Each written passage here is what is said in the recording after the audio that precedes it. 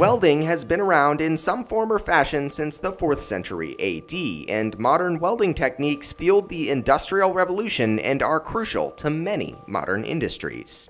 Welding is a very broad term, covering hundreds, if not thousands, of specific materials joining processes.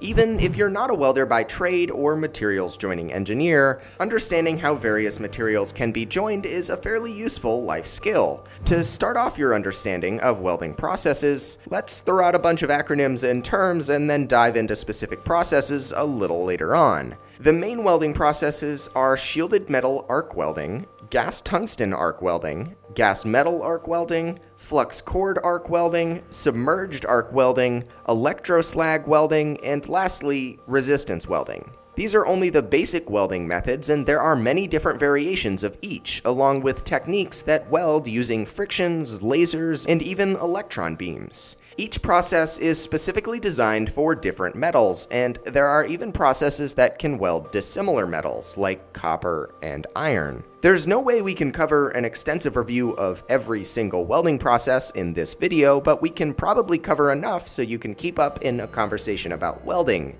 if you ever find yourself in one of those.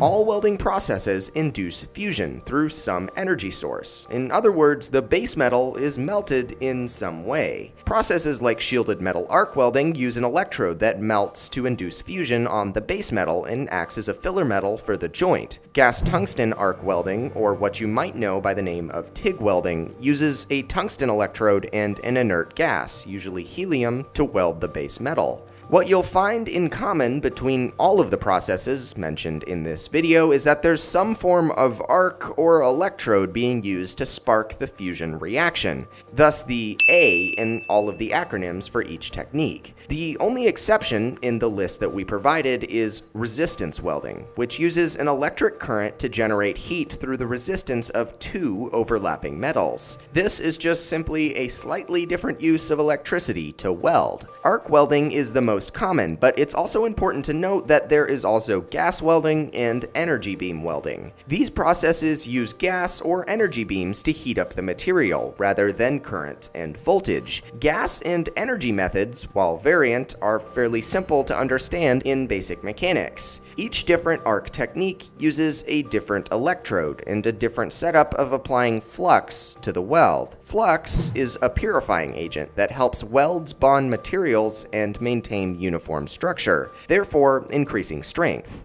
For most of the welding techniques, you can somewhat infer how they work from their names. Flux cord arc welding uses a wire with, you guessed it, a flux core. Contrary to what you might think, submerged arc welding isn't actually an underwater process. It uses a consumable electrode to weld under a blanket of flux, therefore submerging the weld under the flux to keep it safe from the atmosphere. Now that we have some background on all of the various welding techniques, we can begin to understand how to weld various metals. Instead of taking a long time to explain why each welding technique can weld each certain material, we'll pop this quick guide on the screen and go through it pretty fast. Steel can be used with these techniques, stainless steel with these, aluminum with these, cast iron with this one, copper and brass with TIG, magnesium alloy with TIG, and titanium with TIG as well. As you can probably notice, iron-based metals can be welded with various techniques, but other metals can't.